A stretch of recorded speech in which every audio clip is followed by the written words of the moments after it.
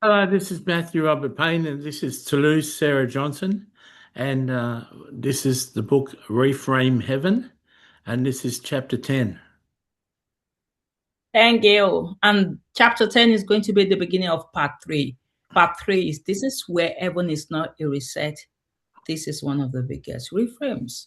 So, chapter 10, this is where you realize heaven is not a car wash. You don't arrive erased, you arrive as you. That's interesting, isn't it? I'll never forget the day, I think it was Princess Diana that mentioned that phrase first. Heaven is, see, told you seem to think heaven is a car wash because that's the assumption. We all just assume that once you get to heaven, you become someone different. And she knew I was so puzzled because all the questions I'm asking, I was expecting her to say something different. And she said, no, you're still the same person. So where we got this idea of car wash from, I'm not sure. Maybe that's from the Bible as well. I am not sure. But that's always been my understanding growing up, and that might be yours as well. And I guess maybe the church was trying to simplify heaven into something convenient because when you look at it, heaven to us is like a reset, a clean state, a complete erasure, but it's not that. So it's a continuation where you left it because we were taught subtly or directly that your past disappears. Even if you're a married couple, you get to heaven and you no longer know each other. Or maybe you're friends and you just wave your hands to each other. I used to remember them before my husband passed on. I used to tell God, I said, God, if there's no marriage in heaven, just make sure my husband's house is right beside my house. I just want to go from my house to his house, even if we're no longer husband and wife. But thank God that's not the case. Your struggles vanish. Your struggles vanish rather. Yes, maybe. I'm not sure. I think you could still hold on to some of the struggles, especially the ones that are bound to you, not the ones that maybe financial struggles, that's different. You don't carry that. But the one that's within you will probably continue until you are healed. Your memories dissolve, your identity reset, all of those things. You become someone else that is not so true. You are still yourself. And it sounds comforting, all of those things that we've been told in the church, because who wouldn't want pain removed? Who wouldn't want the mistakes erased? Who wouldn't want everything to be made new? That's what I would want. To be candid, that's what I would love to get to heaven and forget about all the bad things that happened to me on earth. And then just like that, I'm a new person. But what's the point of coming to the earth if all your experiences were erased? I guess coming to the earth was for a purpose. And I guess you learned something from your past. I remember Papa telling me, Tolu, why would I erase what I've been shaping? So of course, it's like a continuous journey. God is shaping something in your life, and of course, you just exit into heaven, and then you continue to mature. Or you could be the same place if you're not interested in growth. So you don't arrive as someone else. You arrive as you, not a stranger, not a replacement, not a reset version.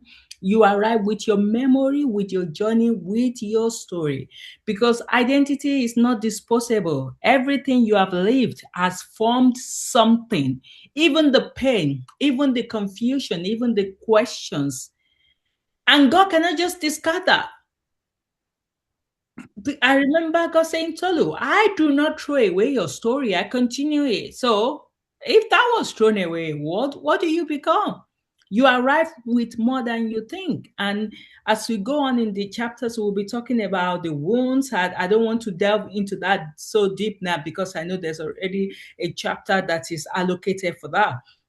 But the purpose of this chapter is for you to know that you don't arrive as someone different. You arrive as you because your soul, your spirit goes with you. and your soul holds on to everything that you've gone through in life. The body is just a shell that covers it. The real you is your soul and your spirit. And your soul goes with you. And because of that, you will still be the same person until formation, until you go through different formation in heaven. So this is where everything reframes that heaven is perfect in peace, perfect in presence, perfect in atmosphere, but not a place where your journey stops. Because growth continues, learning continues, understanding continues, healing continues. So let's make it clear. You do not arrive finished, you arrive continuing. So I want you back to Matthew. So, to give a better explanation, I think God expressed this through me the first time. Do you know how you get a messy car and you finally get around to it? You've been driving past the car wash for days, and finally you get some time and you've got some money. So you go into a car wash and you put your car in the car wash, and maybe you text on your phone to fill in the time as the brushes brush your car, and it's pretty scary in there. Children really love it. Well, people assume heaven's like that, that when you Hmm. arrive in heaven, you've just gone through this car wash and you go in there dirty with all your wounds and all your problems and all your bad theology and all your lifestyle and all your memories. And you come out with no memories and no spiritual wounds, no emotional wounds, all the right theology, no bad theology, no wrong beliefs, nothing. And you become, there's a verse in the Bible that tempts people to believe this. When we see him, we'll be like him. Hmm. And so people assume that when they see Jesus in heaven, because most people don't see Jesus on earth, when they see Jesus in heaven, they believe that they're going to be like him. He's got perfect theology. He's got no spiritual wounds. He's got no emotional wounds. He's got no trauma. He's perfect. He's wonderful. He knows everything, and people assume when they get in heaven, they're going to know theology. They're going to be like a professor of theology. They're going to know everything. They're not going to have error. They could have come from a cult, or they could have come from bad teaching. They may be holding on to bad teaching. They think that their bad teaching will be removed in that car wash, and they may come forward with addictions to prostitutes or addictions to certain things that they couldn't get on top of.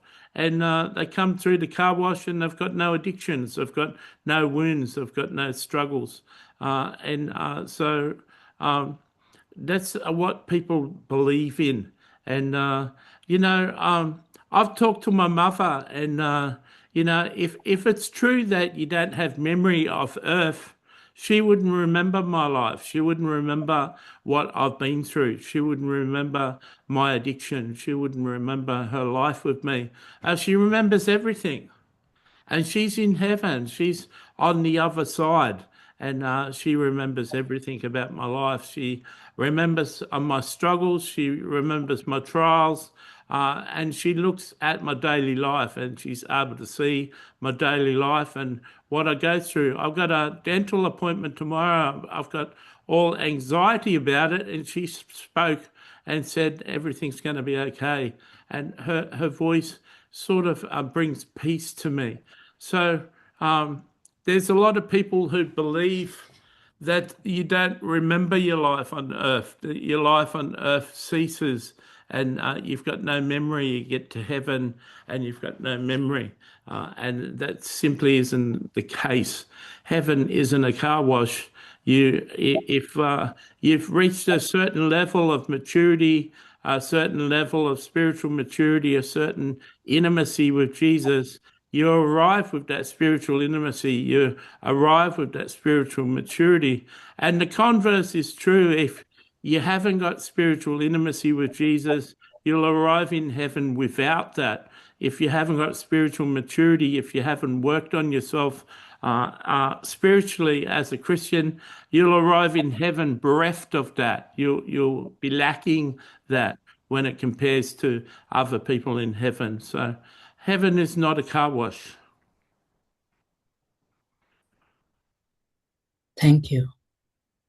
So, which saint is going to speak to this? John Lennon. So have you got a question? You know the title, Matthew. John knows the Okay, title. so when I left Earth, I was assassinated, and my death was sudden. It didn't happen any time when I was planned. I was only about 40 years of age, and I ended up in heaven, and it was quite shocking for me. Jesus showed me my song. Imagine Jesus appeared. Two demons appeared in front of me, and they looked like they were going to take me to hell. And I said to myself, I thought to myself, I deserve to go to hell, but before I go to hell, I'd just like to meet this Jesus that the Christians talk about. And Jesus appeared in front of me, and he said, "Hi, John." And I fell to my knees because meeting Jesus in heaven is quite overwhelming. And I fell to my knees, and he said, "Can I sing you a song?" And I said, "Yes, Master." And he said, he sang, "Imagine no heaven."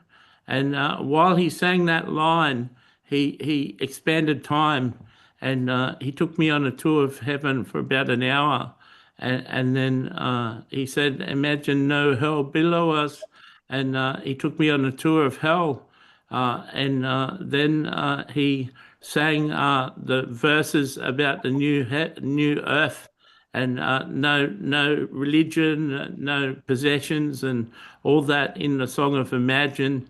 And he took me for a tour of the new earth when he was ruling. And then after he's finished the song, he said, "Where do you want to live, heaven or hell?" And I said, "With you, Master." He said, "Well, enter in." And I walked through his body, and Matthew has seen a revelation of this more than once, where people appear in heaven. Jesus appears as the way, the truth, and the life. He manifests himself as the way, the truth, and the life. And people of other religions meet him, fall to their knees, and he asks them, do they want to enter into heaven and have him as their ruler? And they all say yes. And then they enter in through his body. They walk through his body. He becomes a gate into heaven. So that's the transition. Walking through Jesus' body is the car wash, but you're not a new person. You've got all your old songs. You've got your old ways. You've got the ways about you. And honestly, there's 7 realms in heaven, realm number 1 up to realm number 7, and it took me 40 years in heaven to progress through all of that. So heaven is a place of substance. Heaven is a place where you grow. Heaven is a place where you can constantly strive to do better. It's not a place where everything has arrived straight away. Thank you, John. Wow. So to close this chapter, heaven is not a car wash. You do not arrive erased. You do not arrive as someone else. You arrive as you with your story, your growth, your understanding. And from there, you continue freely, deeply, and without the limitations you once knew. God bless. God bless you, everybody.